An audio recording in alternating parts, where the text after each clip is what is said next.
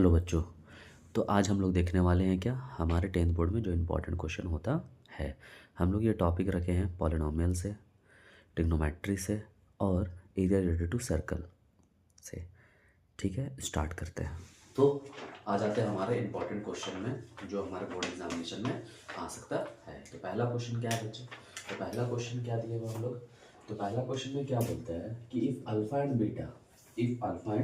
Beta, if alpha and beta are the zeros of the polynomial x square plus 6x plus 2, then find the value of what? Find the value of 1 by alpha plus 1 by beta. So we have to find this one. तो question क्या बोलता है? If alpha and beta are the zeros of the polynomial x square plus 6x plus 2, then find the value of 1 by alpha plus 1 by beta. तो आ जाते हैं solution में। Solution में हमारा क्या लिखना होगा बच्चे यहाँ पर? तो what is given quadratic equation? तो द गिवन पॉलिनोमियल इज क्या है बच्चा? X square plus 6x plus 2। यहाँ तक तो कोई दिक्कत नहीं होगा। अच्छा, अगर हम लोग इसको मिडिल टर्म स्प्लिट मेथड से तोड़े तो क्या ये क्वेश्चन टूट सकता है? नहीं, ये क्वेश्चन नहीं टूट सकता, because when we will split the term 2 we can not get the value 6। So what we are going to do? तो हम लोग को यहाँ पर क्वेश्चन में क्या दिख रहा है सर? हमको निकालना क्या है? 1 बाय अल्फा और 1 बाय बीटा। और 1 बाय अल्फा एंड बीटा क्या बता रहा है? जीरोस ऑफ द पॉलिनोमियल बता रहा है। तो 1 by alpha and 1 by beta हम लोग कैसे निकालेंगे? तो यहाँ पर देखिए, जब अगर हम इसको रफली सॉल्व कर रहे हैं तो 1 by alpha plus 1 by beta जब दिया हुआ है तो जब हम इसको एलसीएम लेते हैं तो ये अल्फा इंटू बीटा हो जा रहा है और ऊपर में क्या हो जा रहा है? Beta plus alpha. It means we can write alpha plus beta divided by alpha into beta. तो हमको यहाँ पर न्यूमरेटर में क्या दिख गया? हमको दिख गया ये सम ऑफ जीरोस बता रहा है, और डिनोमिनेटर में क्या दिख गया? ये प्रोडक्ट ऑफ जीरोस दिखा रहा है, जिसका हम लोग फॉर्मूला पढ़े हुए हैं। हम लोग क्या पढ़े हैं? सम ऑफ जीरोस क्या पढ़े हैं? माइनस बी बाई ए, और प्रोडक्ट ऑफ जीरोस क्या पढ़े हैं? C by A. So what we are going to do now? Comparing the given polynomial in the form of ax square plus bx और plus क्या बच्चा? c, जहां a का value कितना हो जाएगा? 1, b का वैल्यू 6 और c का वैल्यू 2। ठीक है, हम लोग क्या पढ़े हुए हैं? सम ऑफ जीरोस का फॉर्मूला क्या था बच्चा? Minus b by a. It mean sum of zeros बोले तो क्या? Alpha plus beta. Minus b का वैल्यू कितना है बच्चा? 6 है, और ए कितना है? 1 है। तो अल्फा प्लस बीटा का वैल्यू आ गया -6। कोई दिक्कत है यहां तक? नहीं ना? चलिए आ जाते हैं नेक्स्ट में। हम लोग और एक फॉर्म पढ़े हैं, that is product of zeros. तो पहले उधर रख करते हैं। तो ये क्यों कर रहे हैं, ये चीज क्लियर हो रहा है? Why we are doing the sum of zeros and the product of zeros, इसी के लिए। नाउ अब हम लोग क्या कर रहे हैं? प्रोडक्ट ऑफ जीरोस, जिसका फॉर्मूला होता है सी बाई ए। तो प्रोडक्ट ऑफ जीरोस क्या होता है? Alpha into beta. सी क्या है मेरा बच्चा? 2 बाई 1। तो अल्फा इंटू बीटा का वैल्यू कितना आ गया? 2 आ गया। नाउ हमारा क्वेश्चन क्या था? Now what we have to find? 1 by alpha plus 1 by beta. So when we will take the LCM, this will becomes alpha into beta. This is going to be beta plus alpha. It is none other than numerator portion बता रहा है alpha plus beta और denominator portion क्या बता रहा है? alpha into beta. अच्छा, alpha plus beta का value we had got the value -6 और alpha into beta का वैल्यू कितना आ गया बच्चा? 2 आ गया। तो we will put 2 3 जा 6, we had got the value -3। Therefore हम लोग क्या लिख सकते हैं? 1 by alpha plus 1 by beta का वैल्यू कितना आ गया बच्चा? -3 आ गया। ये हो गया आपका आंसर।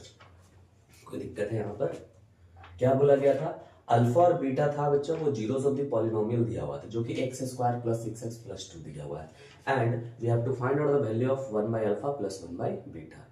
तो यहाँ पर हम लोग क्या देखें? द गिवन पॉलिनोमियल इज क्या? X square plus 6x plus 2 दिया हुआ है, लेकिन हमको पता है कि sir middle term split method से कर लेंगे तो शायद जीरोस ऑफ द पॉलिनोमियल आ जाए। लेकिन हम देखें क्या हम 2 को तोड़ के 6 लिख सकते हैं? नहीं, we can not be possible. तो हम इसमें क्या देखें? हम अपने क्वेश्चन पे है। क्वेश्चन में क्या दिया हुआ था? 1 by alpha plus 1 by beta. हम लोग क्या देखें कि अगर हम लोग एलसीएम ले ले, हाँ अल्फा इंटू बीटा तो ऊपर आ जा रहा है बच्चे, जो प्रोडक्ट ऑफ जीरोस दिखाया डिनोमिनेटर में, और ऊपर क्या देखें? beta plus alpha, it means it can be written as alpha plus beta, so it is representing the sum of zeros. So comparing the given polynomial in the form of क्या किया हम लोग, x square plus bx plus c. A is none other than it is the coefficient of x square, b is none other than it is the coefficient of x, and c is none other than it is a constant term. तो हम यहाँ पर a b c का value निकालें. अब यहाँ पर सम of zeros हमको पता है minus b by a. Sum of zeros क्या बताता है, अल्फा प्लस बीटा. तो minus 6/1 it is going to be -6. उसी तरह हम लोग प्रोडक्ट ऑफ जीरोस निकाले जो कि c बाई ए होगा. तो alpha into beta is equal to 2/1, that is alpha into beta is equal to 2. तो हम लोग नाउ हमको क्या निकालना था, 1/अल्फा प्लस 1/बीटा निकालना था. तो जब इसको एलसीएम लिया तो अल्फा इंटू बीटा, न्यूमरेटर में क्या हो गया बच्चा, beta plus alpha. So we can write alpha plus beta divided by alpha into beta. Now alpha plus beta is none other than it is representing the sum of zeros, and alpha into beta is representing the product of zeros. And we had got this value from the above equation, that is alpha plus beta is equal to -6 and alpha into beta is equal to 2. So -6/2 it is going to be -3. So 1/alpha plus 1/beta का value कितना आ गया बच्चा, -3 आ गया. It is clear? Now coming to the second question. तो हमको इसको रब करना पड़ेगा. तो लेट्स रब दिस वन. तो हम आ जाते हैं हमारे सेकंड क्वेश्चन में. सेकंड क्वेश्चन हमारा देखिए, हमारे क्वेश्चन में हम क्या लिख पाए थे, क्या बोल रहे हैं सेकंड क्वेश्चन में. हम लोग फिर से पॉलिनोमियल ही टॉपिक है और क्वेश्चन से भी. तो ये सब जो क्वेश्चन है ये बोर्ड एग्जामिनेशन के लिए important question according to me. ठीक है. तो सेकंड क्वेश्चन में क्या दिया बच्चा, ये भी टॉपिक पॉलिनोमियल से ही हम रखे हैं. तो इसमें क्या क्वेश्चन दिया हुआ है, इसमें दिया हुआ है if alpha and beta, we are starting the second number question number 2. If alpha and beta are the zeros of the polynomial, are the zeros of the polynomial what, 2x square plus 5x और plus क्या बच्चा k है, such that alpha square plus beta square plus alpha into beta is going to be equal to what, 21/4. Then find the value of k. So we have to find out the value of k. क्या दिया बच्चा, alpha and beta are the zeros of the given polynomial, जो कि हमारा polynomial क्या दिया हुआ है, 2x square plus 5x plus k, such that ये भी दिया हुआ है कि alpha square plus beta square plus alpha beta is equal to 21/4 दिया हुआ है. हमको क्या फाइंड करना है, to find the value. So how we are going to write, coming to the solution. तो what is given in the question, तो given क्या है बच्चा, गिवन है the given polynomial, the polynomial is क्या दे दिया बच्चा, 2x square plus 5x plus क्या दे दिया, k दे दिया. ठीक है. और क्या दे दिया, and alpha square plus beta square plus alpha into beta is going to be 21/4. To find what we need to find, we need to find the value of k. Now coming to the solution again. अब देखिए ये question को solve कैसे करेंगे बच्चे. यहाँ पर 2x square plus 5x plus k तो दे दिया, तो k एक अननोन फैक्टर है जिसको हम लोग निकालना है. तो हम लोग क्या करेंगे, हम लोग पहले जो अपना इक्वेशन है उसको कंपेयर करेंगे. तो comparing the given polynomial in the form of x square plus bx plus क्या c, जहां a का वैल्यू कितना हो जा रहा है बच्चा, a का वैल्यू हो जा रहा है 2, b का वैल्यू 5 और c का वैल्यू k. यहां तक तो कोई डाउट नहीं होना चाहिए. अच्छा हम लोग क्या चीज पढ़े, जब हम लोग पॉलिनोमियल देखे तो दो ही चीज पढ़े, सम ऑफ जीरोस और प्रोडक्ट ऑफ जीरोस. तो उसको भी कर ले. तो सम ऑफ जीरोस बोले तो सम ऑफ जीरोस क्या दिया हुआ, -b/a, मतलब अल्फा प्लस बीटा का वैल्यू कितना दिया हुआ, -5/2. तो अल्फा प्लस बीटा का वैल्यू जो हो गया बच्चा, अल्फा प्लस बीटा का वैल्यू हो गया -5/2. और इसको दे देते इक्वेशन नंबर 1. और एक क्या पढ़े हम लोग, प्रोडक्ट ऑफ जीरोस जो कि होता है c/a, मतलब अल्फा इंटू बीटा का वैल्यू c कितना है बच्चा, c है हमारा k/2. यहां तक कोई डाउट है, ये हो गया इक्वेशन नंबर 2. ठीक है बच्चा. ना अब हमको क्या दिया हुआ, अल्फा स्क्वायर, और एक चीज दिया हुआ alpha square plus beta square plus alpha into beta. क्या ये स्क्वायर का फॉर्म हम लोग कैसे ला सकते हैं, ऑब्वियसली स्क्वायर करके. तो फ्रॉम इक्वेशन 1 हमारा क्या कर सकते हैं, alpha plus beta is equal to 5/2 दिया हुआ है तो हम लोग क्या लिखेंगे, squaring both side, squaring both sides. जब स्क्वायर करेंगे तो ये हो जाएगा अल्फा प्लस बीटा का whole square, that is going to be -5/2 का होल स्क्वायर। जब हम इसको स्क्वायर किए तो alpha square plus beta square plus 2 alpha into beta is going to be 25/4। Now अब यहाँ पर देखिए बच्चे, ये तो alpha square plus beta square है और प्लस क्या दिया होता है, alpha into beta. So what we are going to do, alpha square plus beta square, हम इसको 2 बार लिख देते हैं अल्फा बीटा, तो प्लस अल्फा बीटा और plus alpha beta is equal to 25/4। अब देखिए alpha square plus beta square plus alpha beta का वैल्यू हमको पता है कि ये 21/4 दिया हुआ है, plus alpha into beta is equal to 25/4। अच्छा यहाँ पर देखिए तो ये प्लस उधर जाकर क्या हो जाएगा, माइनस हो जाएगा, तो 25/4 माइनस 21/4 हम यहाँ पर लिख रहे हैं अपने स्टेप को। अब देखिए यहाँ पर बात समझिए। अच्छा अल्फा इंटू बीटा का value, we had got the value of alpha into beta from equation 2, that is k/2। तो k/2 is equal to, when we will take the LCM it is going to be 4, ऊपर में क्या आ जाएगा 25 minus 21/4, तो k/2 is going to be 4/4, 4 and 4 got cancel out, so k/2 is equal to 1, so we will get the value of k to be is equal to what, 2. So this is the solution of this question. हम लोग ये question बनाए कैसे, alpha और beta क्या दिया हुआ था बच्चा, zeros of the polynomial 2x square plus 5x plus k दिया हुआ था, और ये भी दिया था alpha square plus beta square plus alpha into beta is equal to 21/4। Then we have to find out the value of k। So given equation, तो given equation क्या था बच्चा, 2x square plus 5x plus k दिया हुआ था, और क्या दिया हुआ था, alpha square plus beta square plus alpha into beta is equal to 21/4 दिया हुआ था। वैल्यू ऑफ k हमको डिटरमाइन करना है। तो देखिए comparing the given polynomial in the form of ax square plus bx plus c, हम यहाँ पर a, तो a क्या बता रहा है आपको पता है, coefficient of x square, b क्या बताएगा, कोएफिशिएंट ऑफ x, और c क्या बताएगा, एक कांस्टेंट टर्म जो है।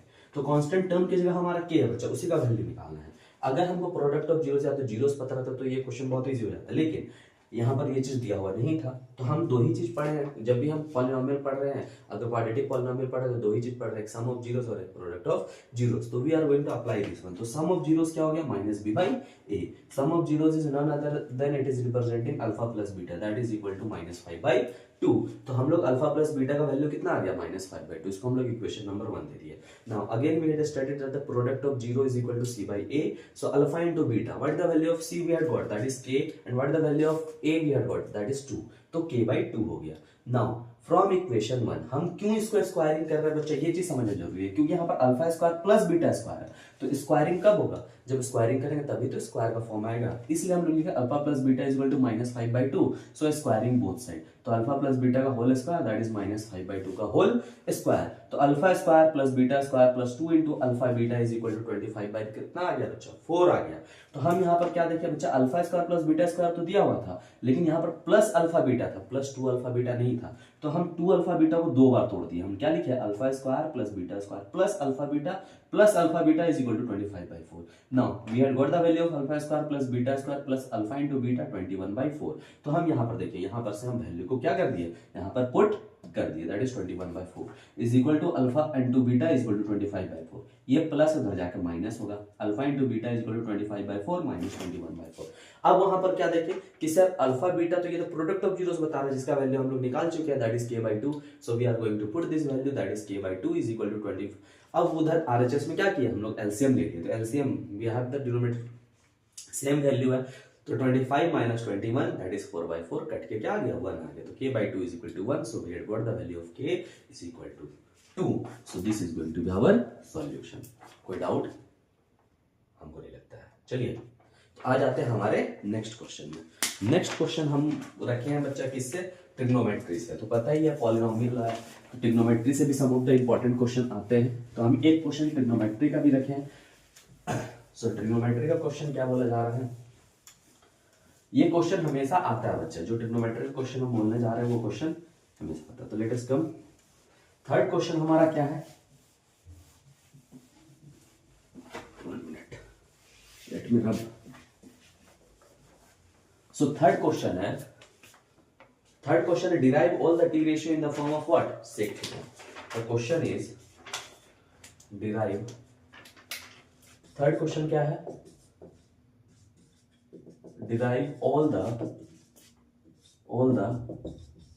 t ratio in the form of what, form of sec ठीक है। अच्छा, क्लास 10 में हम लोग क्या पढ़े बच्चे? क्लास 10 में हम लोग पढ़े हैं कि देखिए कोई भी टी रेशियो अगर यूज हो रहा है, यानी कि कोई भी साइन, कोस, टेन, कोसेक, सेक और कोट अगर यूज हो रहा है तो वो किस में हो रहा है? राइट एंगल ट्रायंगल में यूज होता है। चलिए तो आ जाते हैं हम लोग सॉल्यूशन में। हम लोग किस में आ जाते हैं? सॉल्यूशन में। हम लोग को पता है कि ये राइट एंगल ट्रायंगल पे ही यूज होता है। तो let us make the right angle triangle. एक राइट एंगल ट्रायंगल हम यहाँ पर बना दिए जिसमें इसमें 90 डिग्री दे दिए, ये ए बी लिख दिए और इसको लिख दिए सी। ये मेरा हो गया परपेंडिकुलर बेस और इसको नाम दे देते हैं क्या बच्चा हम? थीटा। कोई दिक्कत यहाँ तक? जो भी डिराइव करना है हमको उसको मान लिया let sec theta is equal to what? X मान लेते हैं, एक्स ही मान लेते हैं। ठीक है, अगर सेक थीटा एक्स मान ले तो सेक थीटा का हम लोग फॉर्मूला क्या पढ़े हैं बच्चा? सेक थीटा का none other we know that हमको पता है, we know that sec theta is equal to क्या होता है बच्चा? h बाई बी होता है। तो क्या हम लिख सकते हैं now h by b it is none other than x by 1। हम ये दोनों इक्वेशन को पुट कर दिए, that is h by b is equal to x by 1। तो लेट हम h को क्या मान लिए? x मान लिए और b को क्या मान लिए? 1 मान लिए। कोई दिक्कत है यहाँ तक? h को क्या मान लिए? x और b को क्या मान लिए? 1 मान लिए। यहाँ तक तो हमको नहीं लगता किसी को डाउट होगा। अच्छा, जब हमको हाइपोटेनस पता चल गया x और बेस पता चल गया 1, तो can we find out the value of perpendicular? हम लोग क्या परपेंडिकुलर निकाल सकते हैं? हाँ, क्योंकि पाइथागोरस थ्योरम यूज करके। तो हम लोग क्या लिखेंगे? In triangle A B C angle B कितना हो गया? 90 डिग्री। तो यूजिंग क्या कर देंगे? Using Pythagoras. तो क्या हो जाता है? P square plus B square is equal to H square. तो we don't have the value of P. तो बी क्या है बच्चा? बी मेरा 1 का square is equal to H क्या था? एच था मेरा एक्स का होल स्क्वायर। तो P square is equal to कितना हो जाएगा? X square minus 1। तो पी क्या हो जाएगा? Root under x square minus 1। So we have got the value of h, p and b। कोई दिक्कत है यहाँ तक? अब आ जाते हैं हमारा सॉल्यूशन में। अब हम लोग को साइन थीटा निकालना है। तो साइन थीटा का फॉर्मूला हम लोग क्या पढ़े हैं बच्चे? बताइए। साइन थीटा हम लोग पढ़े हैं p बाई एच। अच्छा, परपेंडिकुलर हमारा क्या है? परपेंडिकुलर है हमारा root under x square minus 1। तो हम यहाँ पर पुट कर दे root under x square minus 1 और होल डिवाइडेड बाय क्या होता है? h होता है। तो ये हो गया x। अच्छा, x को हम लोग क्या माने थे? x को हम लोग नन अदर देन क्या माने थे? सेक थीटा माने थे। तो ये कितना हो जाएगा? Sec square theta minus 1 whole divided by sec theta. तो we have change the form of sine theta in the form of what? Sec theta. अच्छा, cos थीटा देखें यहाँ पर। तो cos थीटा क्या हो जाता है? cos थीटा हो जाता है b बाई h। अच्छा, b क्या है? b है 1 और h क्या है? x है। तो 1 बाई और x की जगह हम लोग क्या लिख सकते हैं? सेक थीटा लिख सकते हैं। Are you getting my point? तो टेन थीटा, इसके बाद आ जाता है टेन थीटा। टेन थीटा क्या होता है? p by b। अच्छा, परपेंडिकुलर क्या है मेरा? परपेंडिकुलर है मेरा क्या? Root under x square minus 1 whole divided by base. Base is going to be 1। तो रूट अंडर ये क्या आ गया बच्चा? Sec square theta minus 1। आ जाते हैं कॉसेक में। तो cosec theta is equal to क्या होता है? h बाई p होता है। अच्छा, हाइपोटेनस क्या है बच्चा मेरा? x है और परपेंडिकुलर क्या है मेरा? Root under x square minus 1 है। अच्छा, x बोले तो क्या? सेक थीटा और रूट अंडर एक्स स्क्वायर बोले तो सेक स्क्वायर थीटा और माइनस क्या? 1। Are you getting my point? Cosec हो गया। अब इसको सेक को तो चेंज नहीं करना। Cot theta. कोट थीटा क्या हो जाता है बच्चा? ये हो जाता है b बाई p। बेस क्या है बच्चा मेरा? बेस है 1 और ये क्या है मेरा? Root under x square minus 1। तो 1 by root under sec square theta minus 1। तो ये हम लोग क्या किए? सभी के सभी derive all the t ratio in the form of sec theta। So we have derived all the t ratio sin, cos, tan, cosec और cot। सभी को हम किसके फॉर्म में चेंज कर दिए? sec थीटा के फॉर्म में चेंज कर दिए। Are you getting my point? तो हम लोग को जो भी गिवन पोर्शन है हम उसको क्या माने? जो भी जिसमें भी चेंज करना है sec थीटा को मान लिए x। हमको पता है कि sec थीटा का फॉर्मूला h बाई b होता है। तो sec थीटा तो h बाई b किसके बराबर हो जाएगा? x बाई, नीचे कुछ नहीं है तो डिनोमिनेटर में 1 we can put x by 1। So what we are assuming? We are assuming the value of h to be equal to x and b to be equal to what? 1। In triangle ABC we know that, हमको पता है कि class 10 में हम लोग trigonometry किस पे use करते हैं? राइट एंगल ट्राइंगल पे यूज करते हैं। तो इन triangle ABC angle B is equal to 90 degree using Pythagoras p square plus b square is equal to h square। we don't know the value of p, we know the value of base that is 1 square and we know the base value of hypotenuse that is x square. So we had got p square is equal to x square, ये plus अंदर जा क्या हो गया minus, तो p is equal to root under x square minus 1। So we had got the value of p that is root under x square minus 1। अब बताइए sine theta का फॉर्मूला p बाई h पढ़े, perpendicular मेरा क्या है root under x square minus 1 है, और hypotenuse मेरा क्या है x है। हम लोग x की जगह क्या माने थे, x को क्या माने थे, सेक थीटा को ही x माने थे ना, तो at the place of x we are going to put the value of sec theta. Now it is a square, so it will become sec square theta minus 1 multiplied by sec theta. So do we have any doubt? तो ऐसे करके हम सभी T ratio को derive कर दिए। ये बहुत इंपॉर्टेंट क्वेश्चन है, ठीक है। तो आ जाते हैं हमारे चौथे क्वेश्चन, फोर्थ नंबर क्वेश्चन में। तो लेट मी रब, गिव मी सम टाइम। तो आ जाते हैं हमारे फोर्थ क्वेश्चन में।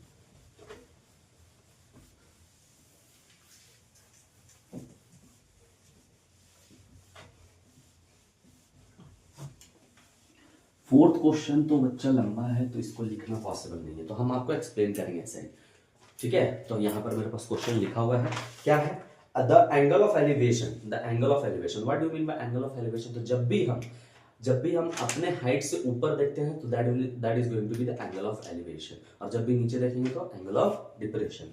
The angle of elevation of the top of a tower from the 2 points at a distance of 5 metre and 20 metre from the base of the tower, 5 meter and 20 meter from the base of the tower.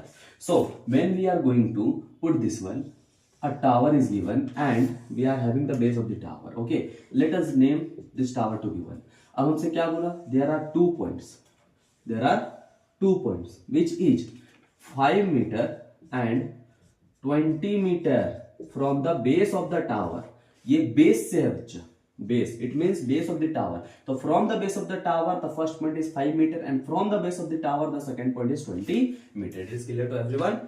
चलिए, तो आगे question क्या बोला, in the same straight line, तो same straight line we had done are complementary. ना अब complementary का मतलब क्या समझते हैं आप लोग। अच्छा, क्या बोला कि एक टावर है बच्चा जिसमें 2 पॉइंट है from the base of the tower whose distance are 5 metre and 20 metre from the base of the tower on the same straight line. अब क्या बोला कि ये जो एंगल बना रहा है बच्चा वो कॉम्प्लीमेंट्री बना रहा है, this 2 points are making a complementary angle at the top of the height of the tower. तो कॉम्प्लीमेंट्री बना रहा मतलब कॉम्प्लीमेंट्री मतलब क्या समझते हैं, कॉम्प्लीमेंट्री मतलब हम समझते हैं कि सम ऑफ 2 एंगल कितना होना चाहिए, 90 डिग्री होना चाहिए। तो बेसिकली हम लोग थीटा यूज कर रहे हैं। अगर हम एक को थीटा यूज करिए, हम क्या मान लिए, एक को थीटा मान लिए, ठीक है। तो दूसरा एंगल कितना होगा, अच्छा मान लीजिए एक थीटा है, दूसरा एंगल एक्स है, और ये दोनों का सम कितना होता है 90 डिग्री। तो x इज इक्वल टू क्या आ जाएगा 90 माइनस थीटा। तो सेकेंड एंगल क्या बनेगा बच्चा, 90 माइनस थीटा बनेगा। समझ में आ रहा है। तो सेकेंड एंगल क्या बनेगा 90 माइनस थीटा। अब ये नहीं कि सर इधर थीटा उधर 90 माइनस थीटा नहीं ले सकते, एकदम ले सकते हैं, ये आपके ऊपर डिपेंड है बच्चा। ऐसा बिल्कुल भी नहीं है कि वो चीज नहीं लेना है, ये चीज नहीं लेना है। Are you getting my point. चलिए, तो हाइट ऑफ द टावर हम लोग कुछ भी मान लेते हैं, तो हाइट ऑफ द टावर क्या है x है, और हम लोग का क्वेश्चन यही है कि find the height of the tower. So we are assuming the height of the tower to be x।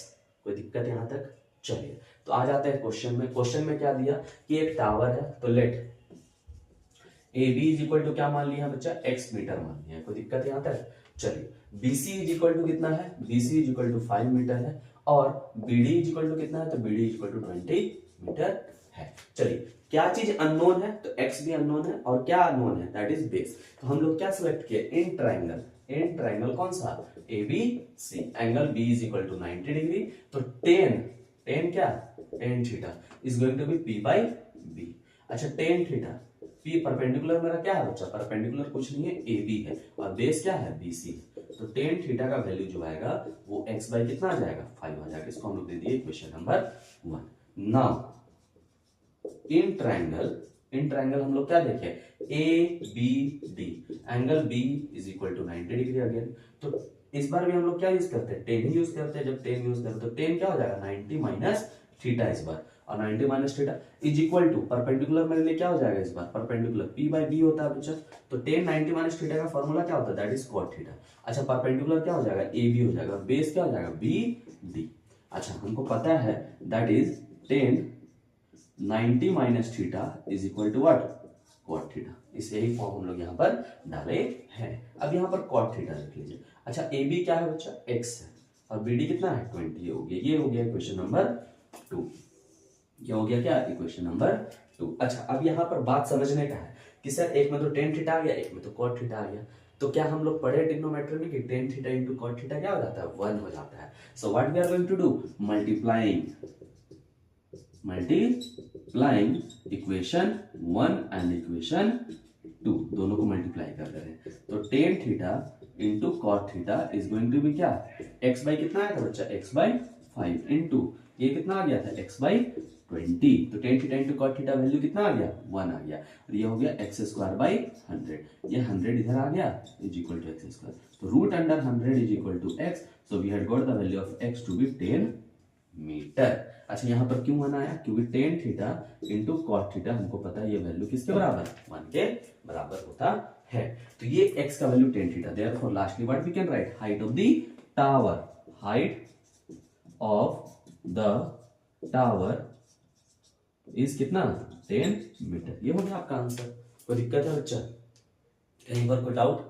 चलिए, तो हमको क्या बोला था कि एक टावर है जिसका हाइट हमको पता नहीं है। There are 2 points from the base of the tower whose distance are 5 metre and 20 metre from the base of the tower. That is the important point कि बेस ऑफ द टावर से इसका दूरी 5 metre और 20 metre है। ये नहीं कि इसका दे दिया 5 मीटर और इसका सीढ़ी का लाइन दे दिया 20 मीटर, नहीं। यहाँ पर क्या बोला गया था, the length of the point are at the distance of 5 metre and 20 metre from the base of the tower which forms a complementary. Complementary मतलब क्या कि दो एंगल का सम कितना डिग्री, 90 डिग्री। तो एक को अगर थीटा माने तो दूसरा एंगल क्या हो जाएगा, 90 माइनस थीटा। नाउ तो उसी को हम लोग एक डायग्राम बनाएंगे। अब डायग्राम में AB is equal to x metre मान लिए, अब BC is equal to 5 metre और BD is equal to 20 metre. तो in triangle ABC angle B क्या देखे हम, 90 डिग्री बना रहा है। तो tan theta is equal to पता है P बाई B होता है। तो परपेंडिकुलर मेरा क्या बन रहा है, इन ट्रायंगल ABC, AB बन रहा है और बेस क्या बन रहा है, BC बन रहा है। तो tan theta is equal to x by 5। So we can not solve this one because we don't know the value of two term, that is theta and the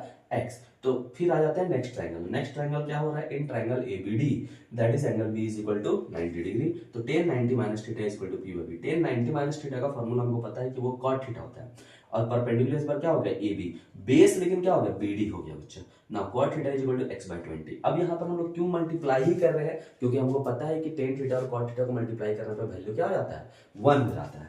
तो मल्टीप्लाइंग इक्वेशन 1 एंड इक्वेशन 2। अब क्यों होता है, क्या पर tan theta का value क्या होता है, P बाई B और cot थीटा क्या होता है, B बाई P। तो B और B कैंसिल, P और P कैंसिल, इसलिए इसका वैल्यू क्या हो जाता है, 1 हो जाता है। x by 5 into x by 20, x square by 100, ये इधर आ गया रूट।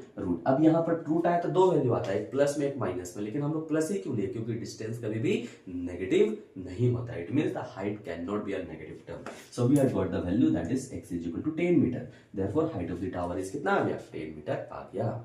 तो बताइए यहाँ पर समझ में आया, जब कॉम्प्लीमेंट्री एंगल का क्वेश्चन दिया हुआ रहे, हाइट एंड डिस्टेंस का क्वेश्चन दिया हुआ रहे, जो कि बहुत इंपॉर्टेंट क्वेश्चन ये बनता है।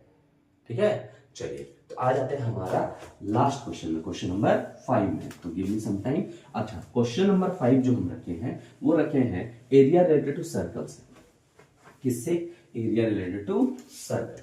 एरिया रिलेटेड सर्कल से एक क्वेश्चन इंपॉर्टेंट आता है, इसलिए दैट्स व्हाई हम ये क्वेश्चन रखे हैं। अब क्या बोला गया है कि हॉर्स इज प्लेस्ड, क्या बोला गया, a horse is placed for grazing inside a rectangular field.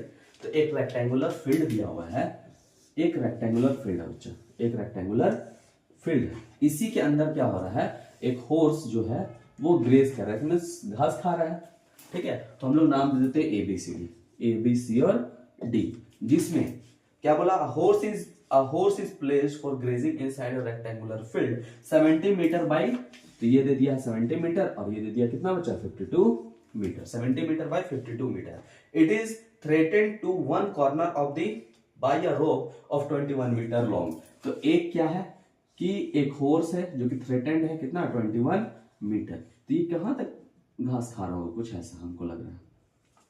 आ रहा बात समझ में? चलिए, तो क्या बोला कि it is threatened to one corner by a rope 21 metre long, on how much area can it graze. तो कितना एरिया वो ग्रेस करेगा बच्चों, तो बताइए यही जो एरिया होगा इसी एरिया में ना वो ग्रेस कर पाएगा, कि उससे ज्यादा, रस्सी जितना दूर वहीं तक कर पाएगा, उससे ऊपर तो नहीं जा सकता है। चलिए, तो यहां पर समझिए ये एरिया रिलेटेड टू सेक्टर का क्वेश्चन हो गया। कैसे, क्योंकि ये एक सेक्टर का फॉर्म बन रहा है बच्चा, ये सर्कल बन रहा है जो कि, अच्छा रेक्टेंगल का ईच एंगल कितना होता है, 90 degree. Are you getting my point? अब यहाँ पर क्वेश्चन को समझिए, क्या बोला कि एक रेक्टेंगुलर फील्ड है जिसका लेंथ और ब्रेथ दिया हुआ है, that is 70 metre and 52 metre.